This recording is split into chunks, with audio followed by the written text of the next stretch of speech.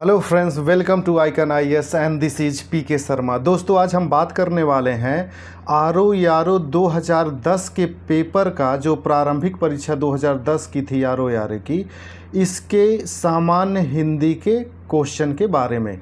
तो दोस्तों, ये जो 60 क्वेश्चन सामान्य हिंदी का दिया गया है, ये 60 क्वेश्चन के जो आंसर हैं उसकी व्याख्या की जाएगी। साथ में जो एक्स्ट्रा 3 ऑप्शन जो दिए गए हैं उनकी भी हम व्याख्या देखेंगे। और दोस्तों, ये जो सॉल्व दिया गया है ये घटना चक्र का सॉल्व है। दोस्तों, ये घटना चक्र का सॉल्व है, इसलिए इसमें त्रुटियां कम से कम हैं। तो दोस्तों, जो लोग चैनल पर नए आए हुए हैं, चैनल को सब्सक्राइब कर लें ताकि उन्हें समय से वीडियोज मिलती रहे। और दोस्तों, हमारा व्हाट्सएप ग्रुप है दोस्तों, आइकन आईएएस के नाम से, आइकन आईएएस। दोस्तों, आप यहाँ पे व्हाट्सएप ग्रुप को ज्वाइन कर सकते हैं, या फिर हमारा नंबर है 9891763512। तो दोस्तों, ये 9891763512 इस पर भी ज्वाइन कर सकते हैं। और जो दोस्तों, जो भी एग्ज़ाम से संबंधित इन्फॉर्मेशन सूचनाएं होंगी वो आपको दे दी जाएंगी। आपको पीडीएफ भी इसी पर अवेलेबल करा दिया जाएगा। और बाकी बाद में कोई भी आपकी क्वेरीज होगी दोस्तों, तो आप इस व्हाट्सएप के माध्यम से आप अपनी क्वेरीज को पूछ सकते हैं और अपनी समस्या का समाधान कर सकते हैं। तो दोस्तों, मैं फिर कह रहा हूँ, जो लोग चैनल पर नया है चैनल को सब्सक्राइब कर लीजिए ताकि समय से आपको वीडियो मिलता रहे। तो दोस्तों, हम देखते हैं अपना पहला क्वेश्चन। इसमें हमारा पहला क्वेश्चन है दोस्तों, पर्यायवाची से ही है ये। इनमें से एक लहर का पर्यायवाची शब्द नहीं है। तो दोस्तों, इसमें लहर का जो पर्यायवाची शब्द नहीं है वो दुकुल है। बाकी वीची, तरंग, हिलोर ये लहर का पर्यायवाची। और दोस्तों, ये क्वेश्चन भी आपका फिर बाद में रिपीट भी किया गया था। ये 2000 में आया था, उसके बाद भी आपका ये रिपीट किया गया था। तो दोस्तों, इसकी व्याख्या देख लेते हैं। लहर का पर्यायवाची शब्द है वीची, तरंग, हिलोर। जबकि दुकुल जो होता है दोस्तों, ये वस्त्र का पर्यायवाची होता है। और ये याद रखिएगा कि दुकुल किसका पर्यायवाची है। अगला है दोस्तों, इनमें से एक शब्द देवता का पर्याय है, यानी कि देवता का पर्यायवाची शब्द है। तो विबुध जो होता है, विबुध ये देवता का पर्यायवाची होता है। अगला इसकी व्याख्या देख लेते हैं दोस्तों। दिए गए विकल्पों में देवता का पर्याय विबुध है। देवता के अन्य पर्यायवाची शब्द हैं सुर, अमर, देव, आदित्य, गीर्वाण आदि। तो दोस्तों, याद रखिएगा कि आपके एग्जाम में जितने भी देवी देवता हैं इनसे संबंधित ये जो टॉपिक होते हैं ये काफ़ी हॉट टॉपिक हैं और हमेशा इस टॉपिक से क्वेश्चन आते रहते हैं। तो जितने भी देवी देवताएं हैं इन सब की पर्यायवाची रट्टा मार जाइएगा। और यहाँ पर जो देवता की पर्यायवाची दी गई है, खास करके ये गिरवाण शब्द जो है, इसको याद रखिएगा कि गिरवाण जो होता है ये देवता का पर्यायवाची है।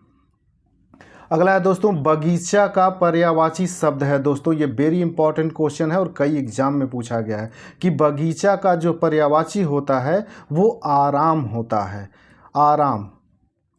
अगला इसकी व्याख्या देख लेते हैं दोस्तों। बगीचा का पर्यायवाची शब्द आराम है। निर्जन, व्यजन या कल्पसाल का बगीचा से कोई आशय नहीं है। अगला है दोस्तों, इनमें से तुरंग शब्द का पर्याय है। तो तुरंग शब्द का जो पर्याय होता है दोस्तों, ये वाजी। अब दोस्तों, ये वाजी तुरंग जो होता है ये घोड़े का पर्यायवाची होता है। अभी इसके पहले वाले क्वेश्चन में आपने देखा वो ऑप्शन दिए हुए थे। तो दोस्तों, ये अक्सर ये करते हैं कि एक जगह दूसरा पूछ लेंगे तो आगे किसी क्वेश्चन में उसी से संबंधित दूसरा पूछ लेंगे। तो तैयार रहिएगा इन सब के लिए। तो इसका हम व्याख्या देख लेते हैं दोस्तों। तुरंग का पर्यायवाची शब्द वाजी है। इसके अन्य पर्याय वाले शब्द हैं घोटक, घोड़ा, संधव है, रवि, सूत्र, अरबा, वाह। जिसमें दोस्तों ये घोटक शब्द जो है इसका तत्सम रूप है।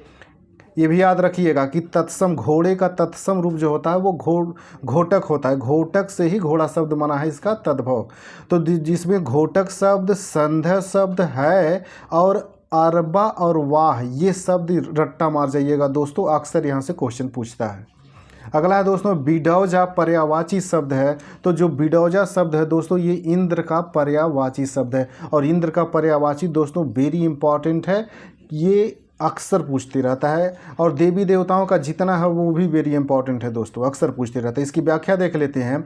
बिडौजा पर्यायवाची शब्द इंद्र का है। इंद्र के अन्य पर्यायवाची शब्द हैं सुरपति, सचीपति, मधवा, शक्र, पुरंदर, देवराय, अमरपति, वज्रधर, जिसमें से दोस्तों ये सचीपति, मधवा, शक्र और पुरंदर ये चारों शब्द आपके पर्यायवाची में पूछा जा चुका है। या तो मेंस में इन लोगों ने पूछ लिया है लिखने के लिए, या तो फिर इसी आरओ के या फिर यूपीपीसीएस के मुख्य परीक्षा में जो पूछा जाता है वहाँ पे उन लोगों ने पूछ लिया है। और ये इंपॉर्टेंट है दोस्तों, इसको रट्टा मार जाइए। मार शब्द का पर्यायवाची दोस्तों ये भी वेरी वेरी इंपॉर्टेंट क्वेश्चन है, ये भी कई बार आया। तो मार शब्द का जो पर्यायवाची होता है वो अनंग। ये एक्चुअली दोस्तों है जो मार शब्द है ये कामदेव का पर्यायवाची शब्द है, कामदेव का। तो कामदेव का जो पर्यायवाची होता है ये इंपॉर्टेंट है और हमेशा एग्जाम में पूछा जाता है। इसकी व्याख्या देख लेते हैं दोस्तों। मार शब्द का पर्यायवाची शब्द अनंग है। अनंग का आशय कामदेव से है। तो दोस्तों याद रखिएगा, कभी कभी ये शब्द जो क्या करते हैं, जो टफ शब्द होता है उन्हीं को दे देते हैं, सिंपल जो साधारण शब्द होता है उसको नहीं देते हैं। अब ये मार का पर्यायवाची हो सकता था अनंग न दे करके कामदेव लिख सकते थे, लेकिन इन्होंने कामदेव नहीं लिखा, अनंग लिखा। इसलिए आपको जो उसके इंपॉर्टेंट जो भी पर्यायवाची शब्द हैं उनको रट्टा मार जाइए। तो इसके अन्य पर्यायवाची शब्द जो होते हैं मनमथ, मदन, रतिपति, कुसुमेश, मनसिज, मकरध्वज, कंदर्प, मीन केतु आदि। दोस्तों इसमें जो था ये मनमथ, रतिपति, मनसिज, मकरध्वज, कंदर्प और मीन केतु ये इंपॉर्टेंट है और पूछे भी गए हैं। इनमें से एक रसा का पर्यायवाची शब्द नहीं है। तो दोस्तों तमिश्रा जो है ये रसा का पर्यायवाची शब्द नहीं है। बाकी देख लेते हैं इसकी हम व्याख्या दोस्तों। रसा का पर्यायवाची शब्द तमिश्रा नहीं है। अन्य विकल्प रत्नगर्भा, अचला, धरित्री, रसा के पर्यायवाची शब्द हैं, जबकि तमिश्रा रात्र की पर्यायवाची शब्द है। दोस्तों ये याद रखिएगा, ये जो रत्नगर्भा, अचला, धरित्री है ये पृथ्वी की पर्यायवाची है। तो रसा जो है, रसा ये जो है रसा शब्द भी पृथ्वी के लिए ही उपयोग किया जाता है। बाकी तमिश्रा जो होती है वो रात के लिए प्रयोग की जाती है। अगला क्वेश्चन है दोस्तों हमारा मृगेंद्र का पर्यायवाची शब्द है। तो दोस्तों मृगेंद्र जो होता है ये शेर को बोलते हैं। तो मृगेंद्र जो होता है ये केसरी, केसरी इसका पर्यायवाची शब्द है। इसकी व्याख्या देख लेते हैं दोस्तों। मृगेंद्र का पर्यायवाची शब्द केसरी है। इसके अन्य पर्यायवाची शब्द व्याघ्र, मृगारी, मृगराज, पुंडरीक आदि हैं, जबकि भुजंग सर्प का पर्याय है। तुरंग जो है ये घोड़े का पर्याय। तो दोस्तों इसमें जितने भी शब्द लिखे गए हैं ये चारों इंपॉर्टेंट हैं और ये भी किसी न किसी एग्जाम में पूछे गए हैं। बाकी यहाँ भुजंग जो है ये सर्प का, लेकिन ये तुरंग शब्द जो घोड़े का पर्यायवाची है ये भी वेरी इंपॉर्टेंट है और ये पूछा गया है। अगला है दोस्तों षटपद का पर्यायवाची शब्द है। तो षटपद जो होता है दोस्तों, षटपद का जो पर्यायवाची शब्द होता है वो भ्रमर का होता है, यानी भंवरे का होता है। भंवरे को षटपद कहा जाता है, भंवरा का। तो दोस्तों एक चीज़ याद रखिएगा कि हिंदी का जो भी आपका पेपर है ये 2010 का पेपर है, लगभग ये 6-7 हो चुके हैं। तो अब इसके बाद आपका जीएस का पेपर जो होगा वो आएगा। यूपीपीसीएस का भी आ सकता है जीएस का प्रीलिम्स का पेपर, या फिर आरओ का भी जीएस का पेपर आ सकता है। दोनों में से किसी का, ये दोनों चलने शुरू हो जाएंगे। तो चैनल को सब्सक्राइब कर लीजिए दोस्तों, ताकि समय से आपको वीडियोज मिलता रहे। और हमारा जो व्हाट्सएप ग्रुप है आइकन IS नाम से, या फिर 989176 इस पे जा कर के आप ज्वाइन कर लीजिए। 9891763512। अगला इसकी व्याख्या भी देख लेते हैं दोस्तों। षटपद का पर्यायवाची शब्द भ्रमर है। इसके अन्य पर्याय हैं भंवरा, अली, द्विरेफ, मधुप, जिसमें दोस्तों ये अली जो शब्द दिया गया है और द्विरेफ जो दिया गया है ये पूछा गया है। अगला है दोस्तों इनमें से एक शब्द मछली का पर्यायवाची नहीं है। तो मछली का पर्यायवाची नहीं है, ये जलोदरी जो लिखा गया है दोस्तों, ये जलोदरी नहीं जलतोरी होता है। मछली का जो पर्यायवाची होता है उसको जलतोरी बोलते हैं, जलतोरी। बाकी मत्स्य, मीन, सफरी ये पर्यायवाची हैं उसके। अगला है दोस्तों विलोम शब्द अब हमें देखना है दोस्तों। इप्सित शब्द का विलोम शब्द है दोस्तों। इप्सित का विलोम शब्द ये 2000 में पूछा था, उसके बाद जा कर के आगे भी एग्जाम में आर के ही पूछा था, तो इसका अनिप्सित होता है। इप्सित का विलोम जो होता है दोस्तों अनिप्सित होता है। और दोस्तों ये अनिप्सित लिखा कैसे गया है ये भी ध्यान दीजिएगा, क्योंकि त्रुटि वाले शब्द में आपसे पूछ लेता है। तो अनिप्सित कैसे लिखा गया है, किस पे बड़ी की मात्रा है, किस पे छोटी की मात्रा है, ये ध्यान दीजिएगा। अगला है दोस्तों स्वजाति का विलोम है, तो स्वजाति का दोस्तों होता है विजाति। स्वजाति का विलोम होता है दोस्तों विजाति। अगला है दोस्तों उन्मूलन का विलोम है, तो उन्मूलन का विलोम जो होता है ये रोपण होता है दोस्तों, और वेरी इंपॉर्टेंट है, ये भी कई बार एग्जाम में पूछा गया है, क्योंकि इसका सीधे सीधे होता है उन्मूलन का रोपण। अगला है दोस्तों अमित शब्द का विलोम है, तो अमित शब्द का विलोम होता है परमित। ये भी दोस्तों इंपॉर्टेंट है, इसका भी सीधे सीधे विलोम बनता है अमित का परमित। ये रट्टाबाजी होनी चाहिए दोस्तों, इसका कोई विकल्प नहीं है। अगला है दोस्तों श्री गणेश शब्द का विलोम है, तो श्री गणेश का मतलब होता है दोस्तों किसी चीज़ की शुरुआत करना, तो इसका विलोम होता है इति श्री समाप्त करना। ये भी सीधे सीधे इसका होता है, ये भी रट्टेबाजी पे ही चलेगा दोस्तों। धनी का विलोम शब्द क्या होता है दोस्तों? धनी का विलोम शब्द होता है निर्धन। तो याद रखिएगा दोस्तों, कभी कभी आपका जो 60 क्वेश्चन देता है उसमें से 10-15 क्वेश्चन तो बिल्कुल इजी दे देता है, वो कोई भी लगभग थोड़ा सा पढ़ा हुआ तो कर सकता है। लेकिन अगर आपको 55 प्लस का स्कोर करना है तो उसके लिए पूरे पीवाई की जितने हैं, प्रीवियस ईयर के जितने भी हैं, मेंस के जितने हैं, इसके आरओ के, फिर यूपी पीसीएस के मेंस में जितने आए हुए हैं, वो बाकी जो जो दिया जाता है, जो घटना चक्र देता है और आदित्य पब्लिकेशन की जो बुक आती है उसमें देता है, ये सब करना पड़ेगा। तो दोस्तों प्रीवियस ईयर पेपर पूरी तरह से रट्टा मार जाइए एकदम, क्योंकि यहाँ से बहुत सारे क्वेश्चन आपके सीधे सीधे फंसेंगे। और दोस्तों आपको आइकन आईएएस पे सारी आइकन आईएएस की टीम दोस्तों इसी पे लगी हुई है कि सारी वीडियोज आपको प्रोवाइड करा दी जाए। आपको आदित्य पब्लिकेशन की पूरी बुक पढ़ा दी जाएगी, घटना चक्र की भी जो पूरी बुक आती है हिंदी की वो भी पढ़ाई जाएगी, इवन जीएस यूएस की भी जो बुक आती हैं वो सब पढ़ा दी जाएगी दोस्तों। इसलिए चैनल को सब्सक्राइब कर लीजिए। अगला है दोस्तों उन्मीलन शब्द का विलोम शब्द है। उन्मीलन शब्द का विलोम शब्द होता है निमीलन। और दोस्तों ये भी कई बार आया हुआ है, ये भी बाद में रिपीट भी किया है, अपने ही एग्जाम में कमीशन ने इसको रिपीट किया है। तो उन्मीलन का निमीलन होता है, याद रखिएगा दोस्तों। अधिकृत शब्द का विलोम होता है दोस्तों अनधिकृत।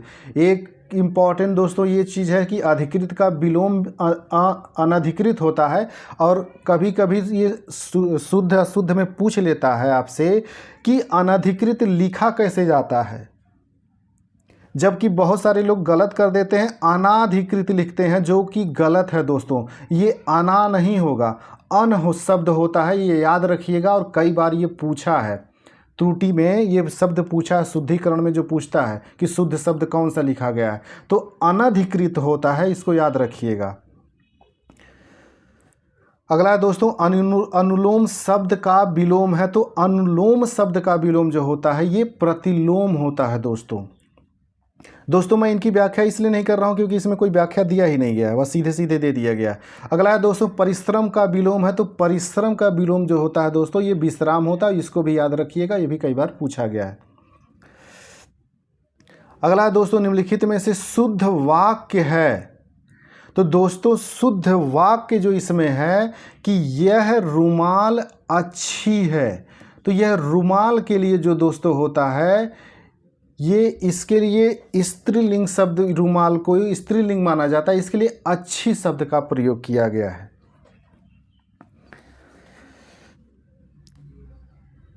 बाकी दोस्तों अगला क्वेश्चन है इनमें से शुद्ध वाक्य है, तो दोस्तों इनमें से जो शुद्ध वाक्य है, हमें कभी हतोत्साहित नहीं होना चाहिए। इसमें ये कह रहा कि हमें कभी हतोत्साहित नहीं होना चाहिए, ये इसका सही वाक्य है। इसकी व्याख्या देख लेते हैं दोस्तों।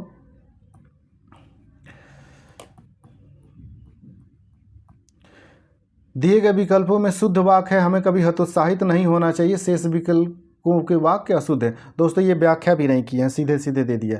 दोस्तों यहाँ पे पूछा है निम्नलिखित में से शुद्ध वर्तनी शब्द है, तो शुद्ध वर्तनी शब्द जो है ये वाड्यमय है। दोस्तों याद रखिएगा, ये जो वाड्यमय जो लिखा गया है ये किस तरह से लिखा गया है ये भी ये पूछता है, और यही पूछा गया है यहाँ पे, और ये वेरी इंपॉर्टेंट है, कई बार पूछा गया है। अगला दोस्तों, इनमें से कौन सा वाक्य शुद्ध है, इस पे ध्यान दें। तो इसमें जो है इनमें से एक भी वाक्य शुद्ध नहीं है, यानी कि जितने भी वाक्य हैं सब गलत हैं दोस्तों। जैसे मेरा गुप्त रहस्य कोई नहीं जानता, ये भी है। श्याम सज्जन आदमी नहीं है। उत्तर का अधिकांश भाग पहाड़ी है, ये दोस्तों जो दिया है उत्तर का अधिकांश भाग, तो अधिकांश जो होता है ये भी एक भाग को ही शो करता है और इसके साथ भाग शब्द नहीं लगाया जाता। अगला है दोस्तों इसकी व्याख्या देख लेते हैं। इसने व्याख्या इसकी दिया है, दिए गए विकल्प में विकल्प ए में गुप्त रहस्य शब्द का प्रयोग एक ही भाव स्पष्ट करता है जो पुनरावृत्ति का द्योतक है, अतः रहस्य ही पर्याप्त आशय रखता है। तो रहस्य के साथ गुप्त शब्द का प्रयोग नहीं किया जाता है दोस्तों। रहस्य और गुप्त दोनों समान शब्द होते हैं। इसी प्रकार श्याम सज्जन आदमी है, यहाँ पे श्याम सज्जन है से भाव की पूर्ति हो जा रही है, यानी कि यहाँ पे देख दिया है दोस्तों कि श्याम जो है ये श्याम आदमी ही है। इसको बताने की ज़रूरत नहीं कि श्याम आदमी है कि औरत है। श्याम अगर कहा तो ये हिडन होता है कि श्याम है, तो यानी कि ये पुरुष ही होगा, कोई आदमी ही होगा। तो इसके साथ श्याम और आदमी के, श्याम के साथ आदमी गलत हो जाएगा। अगला क्वेश्चन है दोस्तों, इनमें से वर्तनी की दृष्टि से शुद्ध है, तो वर्तनी की दृष्टि से शुद्ध जो है दोस्तों अंतर्धान होता है दोस्तों, और वेरी वेरी इंपॉर्टेंट है, कई बार पूछा गया है। ये मेंस में भी पूछा गया है यूपीपीसीएस के कि अंतर्धान लिखने के लिए तो अंतर्ध्यान नहीं होता, अंतर्धान होता है, ये याद रखिएगा दोस्तों। इसकी व्याख्या देख लेते हैं दोस्तों। वर्तनी की दृष्टि से विकल्प ए अंतर्धान शुद्ध है, अन्य विकल्प षष्ठम सहस्त्र एवं अनुषंगिक वर्तनी की दृष्टि से त्रुटिपूर्ण है, इसका शुद्ध रूप होगा। दोस्तों षष्ठम नहीं होता है, ये षष्ठ होता है, और सहस्त्र में दो र नहीं होता है, एक ही र होता है, सहस्त्र होता है। और अनुषंगिक नहीं होता है, आनुषंगिक होता है, जिसमें से ये दोस्तों इंपॉर्टेंट है, सबसे इंपॉर्टेंट आनुषंगिक शब्द है। इसको याद रखिएगा कि ये पूछा जाता है, और वहाँ पे विकल्प में अनुषंगिक ही बना करके देता है, तो ये अनुषंगिक न होकर के आनुषंगिक होता है, अ लगा होता है। अगला दोस्तों, निम्नलिखित में से एक की वर्तनी अशुद्ध है, तो इसमें जो वर्तनी शुद्ध है राहुल सांकृत्यायन जो लिखा गया है ये गड़बड़ है दोस्तों। ये राहुल सांकृत्यायन, ये सांकृत्यायन शब्द नहीं होता है। राहुल दोस्तों इसका ध्यान दीजिएगा, सॉरी दोस्तों, ये राहुल सांस्कृत्यायन नहीं, राहुल सांकृत्यायन होता है। सांकृत्यायन सांस नहीं होता है, इसलिए ये गलत है। बाकी कौशल्या शब्द, ये भी कौशल्या शब्द भी दोस्तों पूछता है कैसे लिखा जाता है, ये भी पूछा। मैथिली शरण गुप्त ये भी लिखा गया है, मेघनाथ ये भी सही लिखा गया है। बाकी राहुल सांस्कृत्यायन नहीं होता, सांकृत्यायन होता है। अगला है दोस्तों, इनमें से एक शब्द की वर्तनी अशुद्ध है, तो जिसकी वर्तनी जागृत जो शब्द दिया गया है दोस्तों ये गड़बड़, ये गलत दिया गया है। जागृत रूप नहीं होता है, इसको जागृत लिखते हैं, जागृत, जागृत शब्द होता है।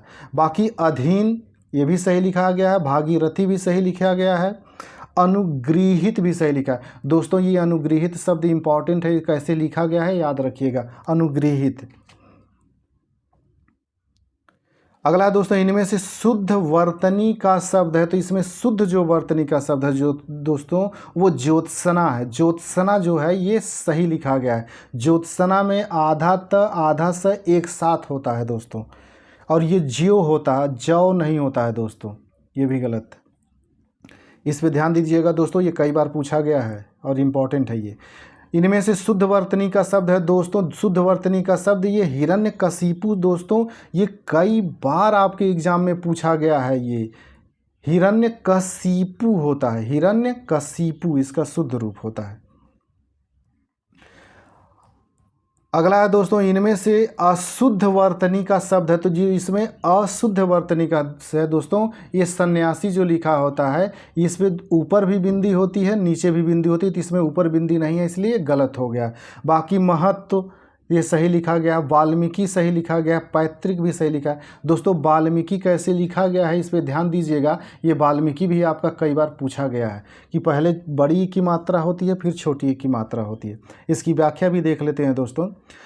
सन्यासी अशुद्ध शब्द वर्तनी का शब्द है, इसका शुद्ध वर्तनी शब्द सन्यासी। दोस्तों सन्यासी कैसे लिखा गया है याद रखिएगा, स के ऊपर भी बिंदी लगाई गई है और बीच में भी आधा न लिखा गया, दोनों, तब ये सही होगा। बाकी महत्व पैतृक वाल्मीकि का वर्तनी शुद्ध है।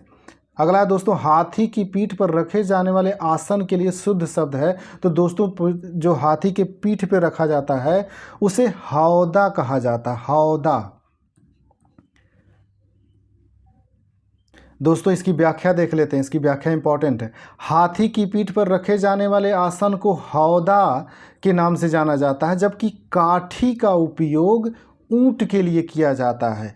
गाड़ियों की सुरक्षा के लिए बख्तर का प्रयोग किया जाता है। और दोस्तों ये जो जिन शब्द है, ये जिन जो होता है दोस्तों, ये घोड़े की पीठ पे जो रखा जाता है उसे कहा जाता है। तो याद रखिएगा काठी जो है ये ऊंट के पीठ पर जो रखा जाता है उसके लिए होता है, ये आपका इंपॉर्टेंट है। काठी भी ऊंट के लिए है और जिन शब्द जो होता है ये घोड़े के लिए होता है। हौदा जो होता है दोस्तों ये हाथी के लिए होता है और बख्तर जो होता है ये सुरक्षा के लिए, गाड़ियों की सुरक्षा के लिए बख्तर का प्रयोग किया जाता है। अगला क्वेश्चन दोस्तों, जिसे प्रमाण द्वारा सिद्ध न किया जा सके उसे अप्रमेय कहते हैं।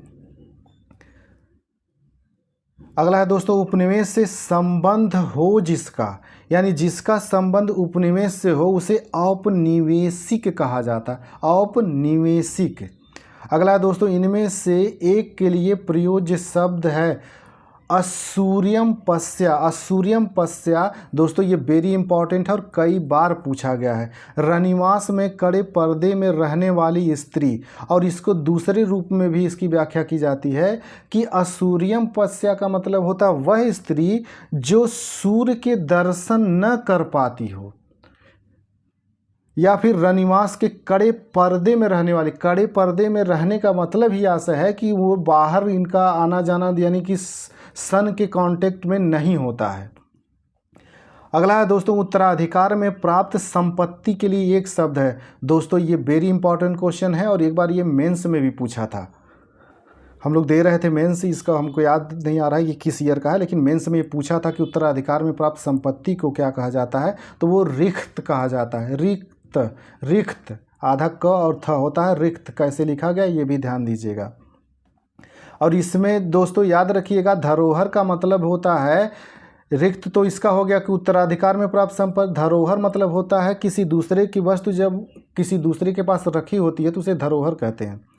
अगला है दोस्तों, गिरा हुआ के लिए एक शब्द है। गिरा हुआ का शब्द होता है पतित।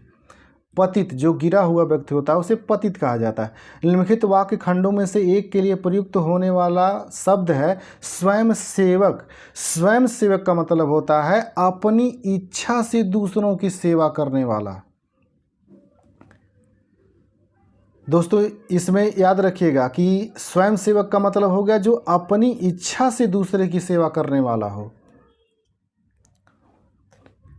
और दोस्तों अगला क्वेश्चन है ये, अगला क्वेश्चन देखते हैं दोस्तों, इसकी व्याख्या भी देख लेते हैं। व्याख्या इसका काम का है दोस्तों, इसमें दिया है अपनी इच्छा से दूसरों की सेवा करने वाले के लिए उपयुक्त शब्द स्वयं सेवक है, जबकि बिना वेतन के काम करने वाले को अवैतनिक कहा जाता है। और ये एक बार पूछा गया है दोस्तों कि बिना वेतन के काम करने वाले को अवैतनिक। दोस्तों मैं अगर ये कहता हूँ कि ये पूछा गया तो इसका मतलब ये नहीं कि केवल आरओ के ही पेपर में पूछा गया है। आरओ के हो सकता है मेंस वाले में भी ये पूछा गया हो, या फिर यूपी पीसीएस का जो हिंदी का पेपर मेंस का होता है उसमें भी पूछा गया होगा। ये कहीं न कहीं आया हुआ है दोस्तों, इसलिए मैं बताते हुए चलता हूँ ताकि ये इंपॉर्टेंट हो जाता है और आपके एग्जाम में कभी कभी आ सकता है। तो दोस्तों चैनल को सब्सक्राइब कर लीजिए ताकि इस तरह का वीडियोज आपको मिलता रहे। अगला है दोस्तों, गुरु के समीप रहकर शिक्षा ग्रहण करने वाले के लिए एक शब्द जो होता है वो अंतेवासी होता है, और ये भी वेरी इंपॉर्टेंट है और कई बार रिपीट किया गया है ये दोस्तों। अपना उद्देश्य पूर्ण होने पर संतुष्ट, ऐसे व्यक्ति के लिए एक शब्द दोस्तों इसके लिए कृतार्थ होता है। अगर किसी का कोई काम उद्देश्य पूर्ण हो जाए तो ऐसे व्यक्ति जो संतुष्ट होते हैं उसे कृतार्थ कहा जाता है। और इसकी व्याख्या देख लेते हैं दोस्तों, इसकी व्याख्या काम की है। अपना उद्देश्य पूर्ण होने पर संतुष्ट व्यक्ति को कृतार्थ कहा जाता है, जबकि जो हमेशा प्रसन्न रहने वाला है उसके लिए चिर प्रसन्न शब्द यूज किया जाता है। चिर प्रसन्न, जो हमेशा प्रसन्न रहता हो शब्द होगा। जो किए हुए उपकार को मानता हो उसे कृतज्ञ कहा जाता है। ये वेरी इंपॉर्टेंट है, इसको याद रखिएगा कि जो व्यक्ति किए गए उपकार को मानता है उसे कृतज्ञ कहा जाता है, और जो नहीं मानता है उसे कृतघ्न कहा जाता है। उसे कृतघ्न कहा जाता है। जो मानता है वो कृतज्ञ, जो नहीं मानता है वो कृतघ्न।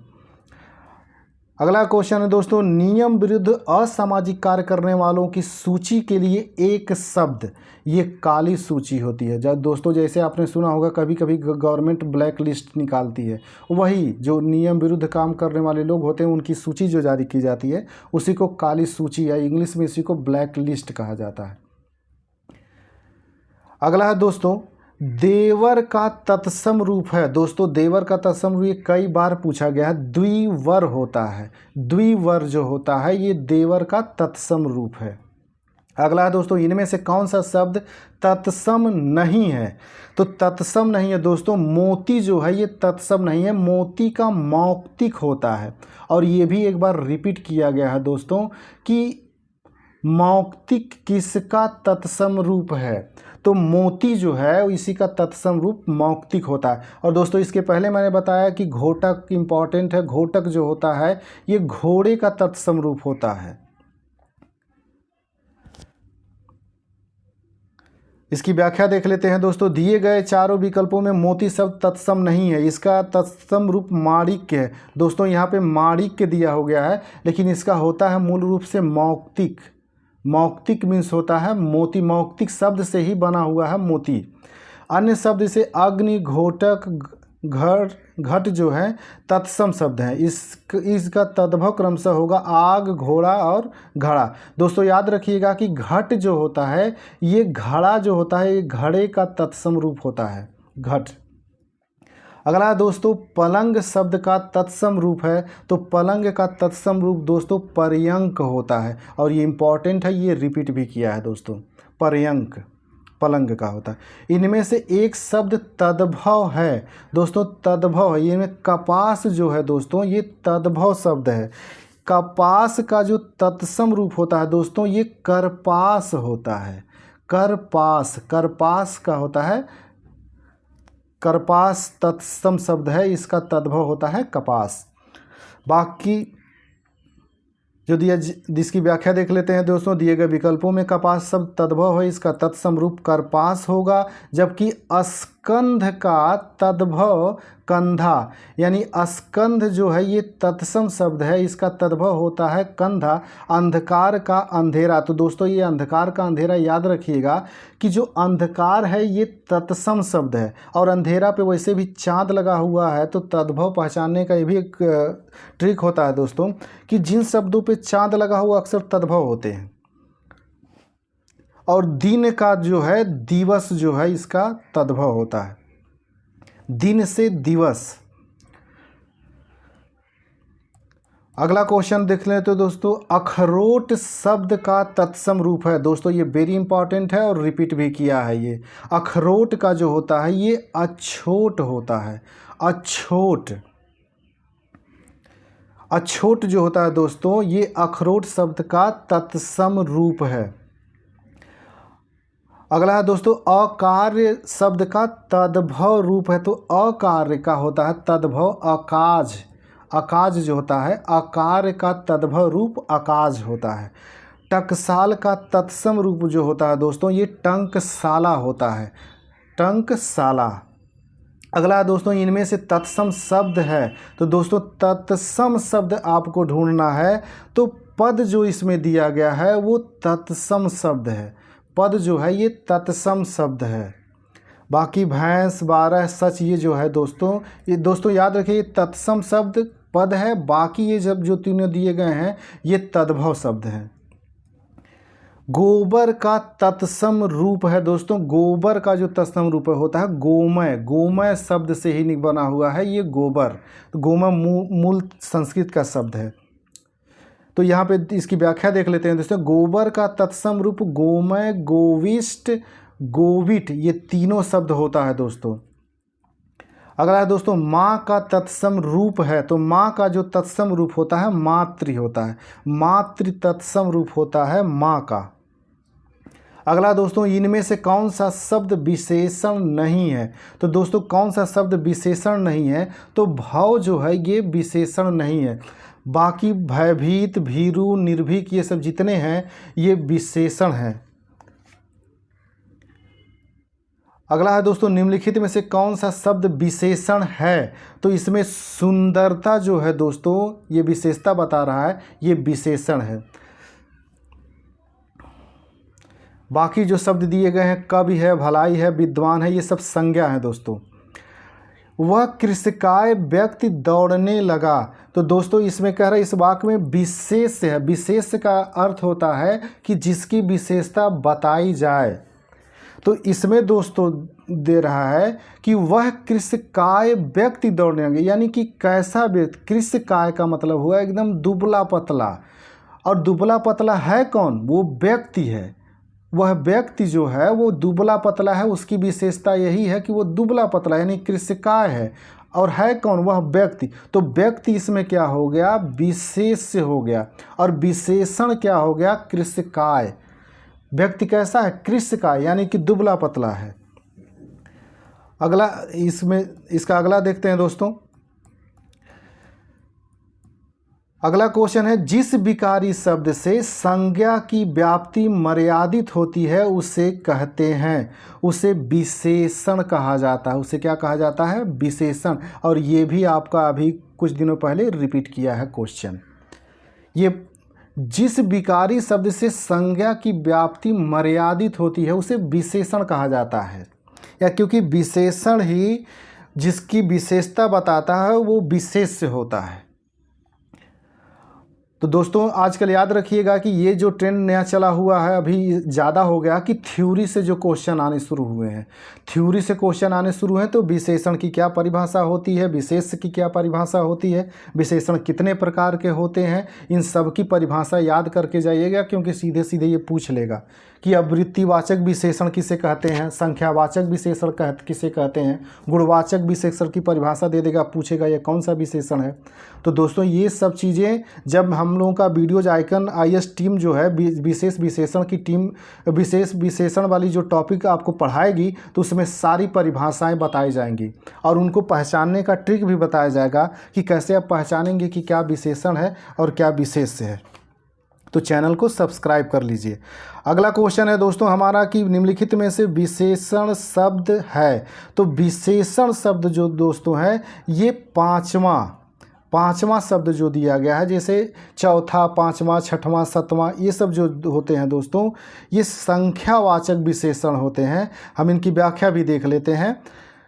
दिए गए विकल्पों में विकल्प ये पांचवा शब्द संख्यावाचक विशेषण है, जिसे विशेषण से संज्ञा अथवा सर्वनाम की संख्या का बोध हो उसे संख्यावाचक विशेषण कहते हैं। जिस विशेषण से संख्या या सर्वनाम की संख्या का बोध हो उसे संख्यावाचक विशेषण कहते हैं। याद रखिएगा दोस्तों परिभाषा। निम्नलिखित में से क्रिया विशेषण है। क्रिया विशेषण जो है ये धीरे धीरे हो गया। अब दोस्तों जैसे एक पहचानने का तरीका हो, जैसे विशेषण में भी कई प्रकार के होते हैं, तो क्रिया विशेषण जो होता है, क्रिया का मतलब हो गया कि कोई कार्य हो रहा है, और विशेषण का मतलब हो गया कि इस कार्य की भी विशेषता बताए। तो जैसे धीरे धीरे क्यों ये क्रिया विशेषण हो गया, जैसे मान लीजिए कोई चलने का काम कर रहा है तो वो चल तो रहा यानी चलने का कार्य कर रहा है, लेकिन हम उसकी विशेषता जब बताएंगे तो कह दे सकते हैं कि वो धीरे धीरे चल रहा है, या फिर वो जल्दी जल्दी चल रहा है या तेज चल रहा है। तो ये जो तेज चल रहा है या जल्दी जल्दी चल रहा है तो चलने की क्रिया को ही बता रहा है ये, इसलिए इसे क्रिया विशेषण कहते हैं। क्रिया की विशेषता बताता है ये, इसलिए इसे क्रिया विशेषण कहते हैं। तो जैसे धीरे धीरे चलना, यानी चलना एक क्रिया हो गई, और ये कैसे चल रहा है, धीरे धीरे, तो चलने की विशेषता बता रहा है कि वो धीरे धीरे चल रहा है या तेज चल रहा है, तो वो तेज दौड़ रहा है या धीरे दौड़ रहा है, तेज बोल रहा है या धीरे बोल रहा है, ये होता है। तो इसकी परिभाषा याद रखिएगा, जो क्रिया की विशेषता बताए वो क्रिया विशेषण होता है। और दोस्तों इसमें व्याख्या भी दिया गया है, इसकी व्याख्या भी देख लीजिए। धीरे धीरे क्रिया विशेषण शब्द है, जो शब्द क्रिया की विशेषता बताते हैं उसे क्रिया विशेषण कहते हैं। अगला है दोस्तों, दोनों शब्द किस प्रकार का संख्यावाचक विशेषण है। तो दोनों शब्द जो होता है ये समुदाय बोधक होता है। जैसे दोनों हो गया, चारों हो गया, पांचों हो गया। दोस्तों ये पांचों समूह की पूरी बात कर दी जा रही है, इसलिए समुदाय बोधक जो होता है ये संख्यावाचक विशेषण, समुदाय बोधक संख्यावाचक विशेषण होगा दोनों। अब इसकी व्याख्या भी देख लेते हैं दोस्तों। दोनों शब्द समुदाय बोधक संख्यावाचक विशेषण है क्योंकि इससे एक समुदाय का स्पष्टीकरण होता है। संख्यावाचक विशेषण के निम्न भेद हैं। दोस्तों ये वेरी इंपॉर्टेंट है और यहाँ से क्वेश्चन अक्सर आता है, तो इसको भी ध्यान रखिएगा। तो संख्यावाचक विशेषण का जो भेद होता है, एक तो होता है निश्चित संख्यावाचक विशेषण, जिसमें गणना, क्रमवाचक, आवृत्तिवाचक और समुदायवाचक इसके उपभाग हैं। बाकी निश्चित संख्यावाचक होता है, जैसे किसी ने कह दिया 1 किलो चावल, 5 किलो अनाज, 10 किलो ये, जिसमें मतलब निश्चित बात होती हो उसके बारे में है। और जिसमें प्रत्येक बोधक, एक होता है प्रत्येक बोधक जिसमें प्रत्येक को इंडिकेट करके बताया जाए। अगला है दोस्तों, प्रतिदिन किस प्रकार का क्रिया विशेषण है। दोस्तों प्रतिदिन, प्रतिदिन यानी इसमें समय की बात हो रही है, दिन लेकिन प्रतिदिन डेली की बात हो रही, तो ये कालवाचक विशेषण है। कालवाचक जो है ये क्रिया विशेषण है। अगला है दोस्तों, इनमें से किस वाक्य में गलत विशेषण प्रयुक्त हुआ है। तो गलत विशेषण जो इसमें प्रयुक्त हुआ है, यह सरकारी महिलाओं का अस्पताल है। दोस्तों ये सरकारी महिलाओं का नहीं, ये महिलाओं का सरकारी अस्पताल है, सरकारी महिलाओं का नहीं है, बल्कि अस्पताल सरकारी है, इसलिए ये जो है इसमें गलत प्रयोग हुआ। बाकी कविता परिश्रमी युवती है, सही है। प्रबुद्ध जनों से हमारी अपेक्षा है, सही है। वह अच्छा आदमी था लेकिन काम न आया, ये भी सही है। अगला है दोस्तों, गुणवाचक विशेषण के कितने भेद हैं। देखिए दोस्तों थ्योरी से एक क्वेश्चन पूछ ही लिया इसने। तो गुणवाचक विशेषण के 6 भेद होते हैं दोस्तों। अगर आपको ये नहीं पता रहेगा कि विशेषण कितने प्रकार के होते हैं, उन विशेषण जो होते हैं उनके कितने उपभाग होते हैं, तो आप ये गलत कर देंगे। और जो लोग थ्योरी पढ़े रहेंगे अच्छा से वो सही कर देंगे। और दोस्तों आइकन IAS पे आइकन IAS पूरी तरह से आपका विशेषण, विशेष, तद्भव, तत्सम, तद्भव, ये सब जितने टॉपिक हैं ये कंप्लीट कराए जाएंगे और आपको अच्छे से ट्रिक भी बताई जाएगी। तो दोस्तों यहाँ पे गुणवाचक विशेषण के कितने 6 भेद होते हैं। तो दोस्तों जो लोग चैनल पे नए आए हुए हैं चैनल को सब्सक्राइब कर लें ताकि उन्हें समय से वीडियोज़ मिलता रहे। और दोस्तों हमारा व्हाट्सएप जो ग्रुप है, व्हाट्सएप ग्रुप जो है हमारा आइकन IAS के नाम से है, या फिर 9891763512 आप यहाँ पे ज्वाइन कर लीजिए जा करके। और ज्वाइन करने के बाद आपको दोस्तों यहाँ पे PDF भी इसकी अवेलेबल कराई जाएगी। एग्ज़ाम से संबंधित कोई इन्फॉर्मेशन होगी तो वो भी आपको अवेलेबल कराई जाएगी दोस्तों इस पर। और बाकी दोस्तों आपकी कोई क्वेरीज होगी, कोई समस्या हो रही है स्ट्रेटजी बनाने में या हिंदी को लेकर के या फिर GS के किसी भी सब्जेक्ट को लेकर के, तो उसके लिए भी आपको गाइड वहाँ पे किया जाएगा। तो दोस्तों व्हाट्सअप हम लोगों का जो ग्रुप है आइकन IAS 9891763512 इसको ज्वाइन कर लीजिए और अपने जो तैयारी है दोस्तों इसको ज़्यादा से ज़्यादा और मजबूती दीजिए। ठीक है दोस्तों, मिलते हैं हम अगले वीडियोज़ में, तब तक के लिए नमस्कार, जय हिंद।